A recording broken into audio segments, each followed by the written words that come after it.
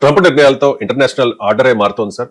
పరిణామాలు అయితే వేగంగా మారుతూ ఉన్నాయి. ఈ మారుతూ ఉన్న ప్రపంచ పరిణామాలు ఇండియాకు ఎలాంటి అవకాశాలు ఇస్తూ ఉన్నాయి? ఇట్ ఇస్ డెఫినెట్లీ ఒక అద్భుతమైన అవకాశం. ఎందుకంటే మీకు mark Carney Canada prime minister speech మన ప్రైమ్ మినిస్టర్ మోడీ చూసుంటాడు. నిజంగా ఆ స్పీచ్ ఫాలో అయితే ఇండియాకు చాలా అడ్వాంటేజ్. ఆయన చాలా స్పష్టంగా చెప్పాడు. ఇవాళ థర్డ్ పార్ట్ అంటే కెనడా లాంటి దేశాలకు, అఫ్ కోర్స్ కెనడానే కాదు ఇండియాకు కూడా వర్తిస్తుంది.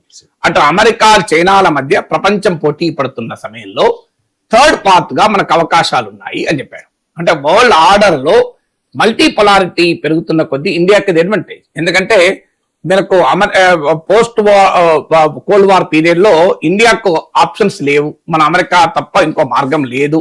చైనాతో మనకు బార్డర్ డిస్ప్యూట్ ఉంది. రష్యా ఎమర్జ్ కాలేదు.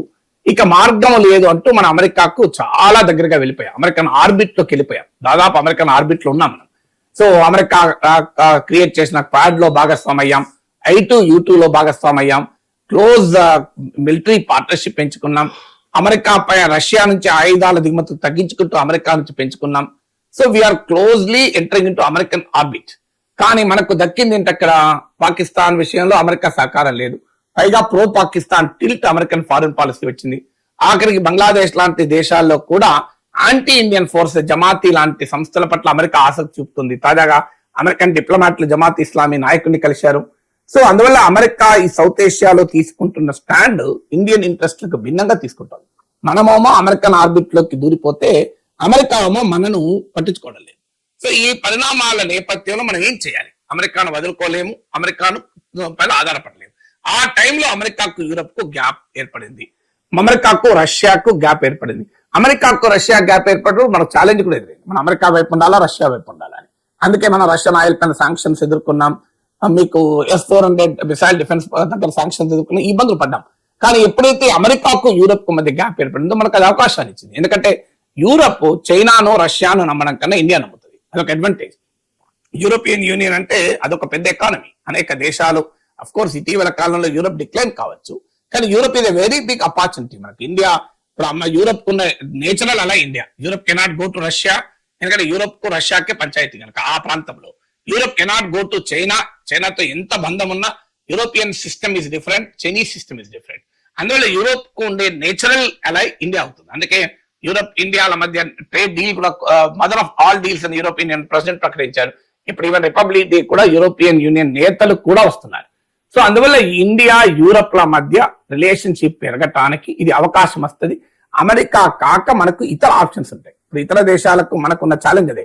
ఇతర దేశాల కంటే అమెరికా కాదనుకుంటే చైనా ఉంటుంది. మనకు చైనాతో ఉన్న బార్డర్ డిస్ప్యూట్స్, చైనాతో ఉన్న సంబంధాల్లో ఇబ్బందులు. పాకిస్తాన్ లాంటి దేశమేమో అటు అమెరికాతో ఇటు చైనాతో లాభపడుతుంది. మనమేమో అలా లాభపడలేము. అందువల్ల ఈ ప్రాసెస్ లో మనకి ఇప్పుడు అమెరికా యూరప్ మధ్య గ్యాప్ పెరగడం ఇండియా యూరప్ పార్ట్నర్షిప్ పెంచుతుంది. ఇండియా యూరప్ పార్ట్నర్షిప్ పెరగడం, ఇండియా చైనా పార్ట్నర్షిప్ యూరప్ కూడా పెరుగుతుంది. మీకు రేపు మనకు రష్యాకు మధ్య ఉన్న మైత్రి కూడా మనకు లివరేజ్ అవుతుంది. అంటే యూరప్ విషయంలో ఇప్పుడు యూరప్ రష్యాను ఒప్పించాలి. ఎవరితో చెప్తే ఒప్పిస్తారు?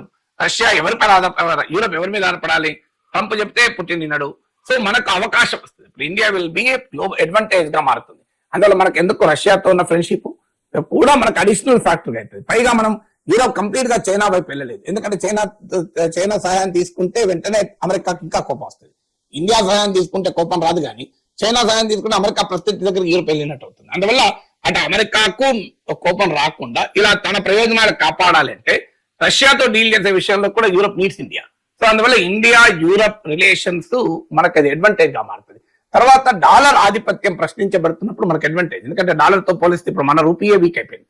మీకు యూరో బలపడింది, ప్రపంచ దేశాల కరెన్సీలు బలపడ్డాయి. లాస్ట్ 2025 లో 10% దెబ్బతిన్నది. 2026 లో కూడా డాలర్ దెబ్బతింటుంది అంటున్నారు. వాస్తవంగా డాలర్ దెబ్బతినడం ఇండియాకి అడ్వాంటేజ్ కావాలి. ఎందుకంటే ప్రత్యామ్నాయమైన కరెన్సీని ముందుకు వస్తాయి. అందువల్ల ఆ ఎకనామిక్ అవకాశం కూడా మనకు వస్తుంది. అమెరికాతో బార్గెనింగ్ లో కూడా మనకు అడ్వాంటేజ్ అయితే. ఇప్పుడు చైనాకి అడ్వాంటేజ్ అదే అయింది. అమెరికాతో ట్రేడ్ ఎఫెక్ట్ అయితే చైనా ఏం చేసింది? యూరోప్ తో ట్రేడ్ పెంచుకుంది, ఆఫ్రికాతో ట్రేడ్ పెంచుకుంది. సో మనం కూడా మనకు అమెరికాతో ట్రేడ్ నెగోషియేషన్స్ లో కూడా ఆప్షన్స్ పెరిగిపోతాయి.